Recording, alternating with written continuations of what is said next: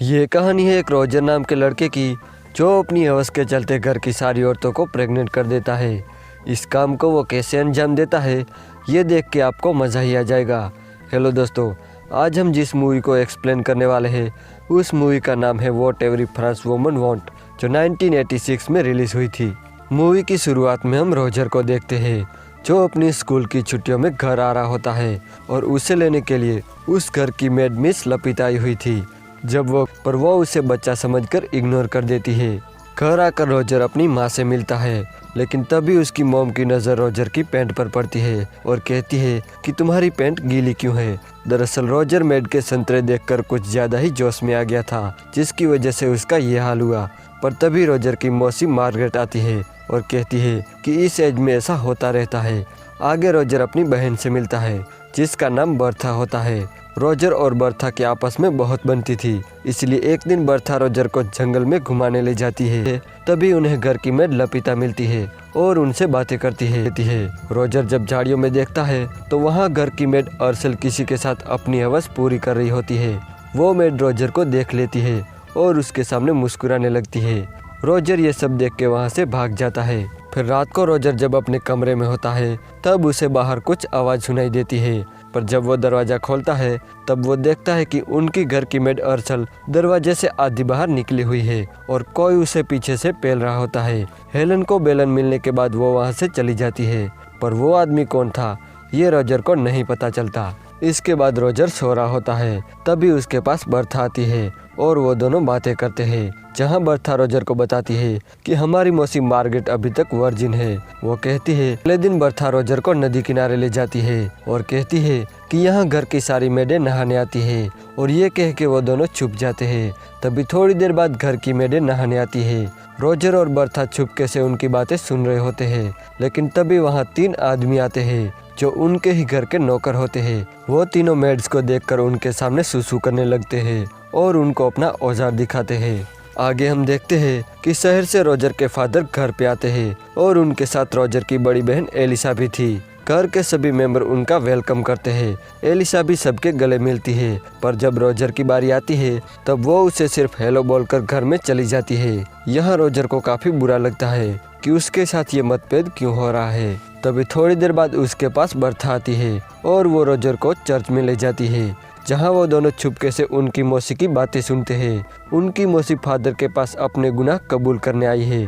Margaret अपने गुनाह कबूल करते हुए कहती है कि मुझसे एक बहुत बड़ा पाप हो गया है। वो कहती है कि जब से रोजर घर पे आया है तब से मैं उसे प्यार करने लगी हूँ, और ये भी कहती है कि रोजर मेरे सपनों में आता है और मैं उसके साथ इंटीमेट होती हूँ। मार्गरेट की ये सारी बातें रोजर सुन रहा होता है और ये सुनकर रोजर बहुत ही खुश हो जाता है, लेकिन तभी वो चर्च की छत से नीचे गिर जाता है, जिससे फादर और मार्गरेट को पता चल जाता है कि रोजर उनकी बातें सुन रहा था। इसलिए वो रोजर को लेकर उसकी मॉम के पास जाते हैं कि इसे मार मार कर इसका पिछवाड़ा लाल कर दिया जाए। रोजर की मॉम को ये बात पसंद आ जाती है और वो ये काम मार्गरेट को सौंपती है।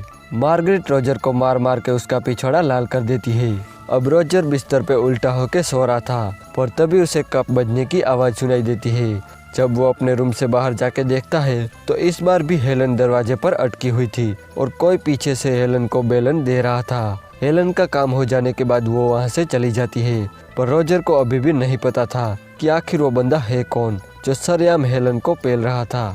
थोड़ी देर बाद रोजर के पास अर्सल आती है और वो रोजर से कहती है कि अगर तुम्हारे पिछवाड़े में दर्द हो तो मैं क्रीम लगा दूं। इस पर रोजर मना कर देता है। रोजर अर्सल से पूछता है कि आखिर वो बंदा है कौन जो सरेआम हेलन की पूंगी बजा रहा था। तब हेलन कहती है कि ये हम मेड का सीक्रेट है, और ये कह के वो वहाँ से चली जाती है। फिर आ रहे होते हैं। फिर थोड़ी देर बाद रोजर को एक किताब मिलती है जिसमें बहुत सारी हवस भरी कहानियाँ थी।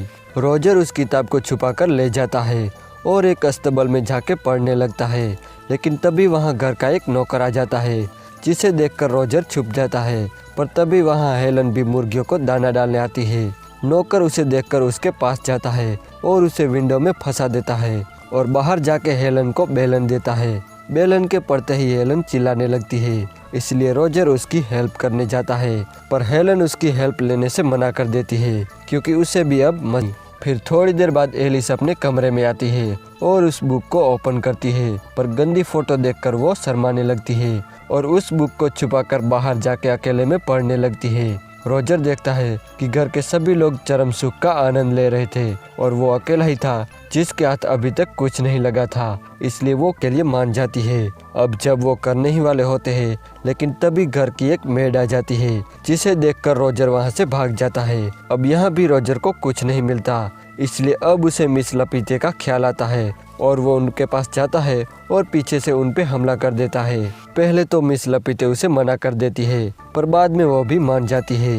लेकिन तभी वहाँ एक पोस्टमैन आता है और वो उन्हें खबर देते हुए कहता है कि जर्मनी और फ्रांस के बीच जंग छिड़ गई है। अब यहाँ भी रोजर का काम अधूरा रह जाता है और अब उस घर के सभी मर्दों को जंग में जाना था, इसलिए वो लोग घर में एक पार्टी रखते हैं। पर यहाँ पर मिस्टर फ्रैंक उन्हें कहते हैं कि उन्हें अस्थमा है, इसलिए वो जंग में नहीं जा रहे अब रात को, क्योंकि अगली सुबह उन्हें जंग में जाना था। वहीं रोजर मायूस होकर उन्हें देख रहा था। अब अगली सुबह सारे मर्द जंग पर चले जाते हैं। उनके जाते ही रोजर अर्सल के पास जाता है और उसे पेल देता है। अगदर को बताती है कि मेरे हस्बैंड मेरे साथ अलग अलग पोजीशन में करते हैं और मुझे अच्छा भी लगता है, लेकिन कभी कभी मेरे दिल में ख्याल आता है कि मैं कोई पाप कर रही हूँ। ये सुनकर चर्च का पादरी उन्हें कहता है कि तुम अपने पति के साथ कुछ भी कर सकती हो और इसमें कोई पाप भी नहीं है। अगले सीन में हम घर की एक मेड केट को देखते हैं जो नदी किनारे बैठी होती है। तभी वहाँ रोजर आता है और उसे भी वहीं पर पेल देता है।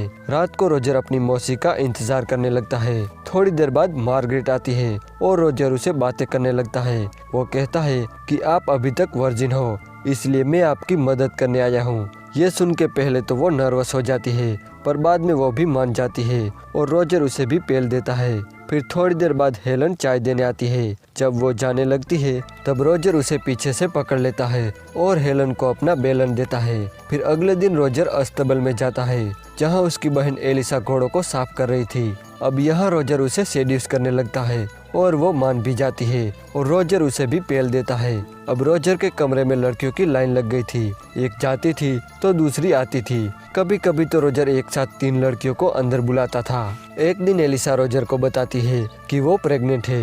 ये सुन के रोजर को टेंशन होने लगती है और अब वॉर भी खत्म हो चुकी थी, इसलिए घर के सारे मर्द लौट आए थे। तभी अर्सल रोजर से कहती है कि वो प्रेग्नेंट है। तभी मार्गरेट भी उसे कहती है कि वो भी प्रेग्नेंट है। अब रोजर सोचने लगता है कि इसका क्या किया जाए, क्योंकि अगर इस बात को पता उसकी मॉम को चला तो वो उसकी गोटियां निकलवा देगी। रोजर एलिसा से कहता है कि वो अपने मंगेतर के पास जाके उसे सेड्यूस करे ताकि सबको लगे कि ये बच्चा तुम्हारे मंगेतर का है। इसके बाद वो एलिसा के बेड पर जाके रेड नेल पॉलिश लगा देता है ताकि उसके मंगेतर को लगे कि एलिसा वर्जिन है। अब रोजर मार्गरेट के पास जाता है और उसे कहता है कि वो मिस्टर फ्रैंक से अपनी पुंगी बजवाए ताकि उन्हें लगे कि ये बच्चा उनका है। और अर्सल तो गांव के एक आदमी से शादी कर लेती है। इसके बाद तीनों औरतों की शादी हो जाती है और उसी रात एक बार फिर से रोजर हेलन को अपना बेलन देता है। हॉस्टल जाते टाइम हेलन उसे कहती है कि वो भी प्रेग्नेंट है, तो रोजर कहता है कि तुम्हारे लिए भी कोई आदमी ढूंढना होगा। तब हेलन कहती है कि मुझे तो घर के सभी मर्दों ने पेला है और मुझे जो भी पसंद आएगा मैं उस पर ये इल्जाम लगा दूंगी। और यहीं पर यह मूवी एंड हो जाती है। दोस्तों, अगर आपको ये वीडियो अच्छा लगा तो प्लीज इस वीडियो को लाइक कर देना और चैनल को सब्सक्राइब करना मत भूलना।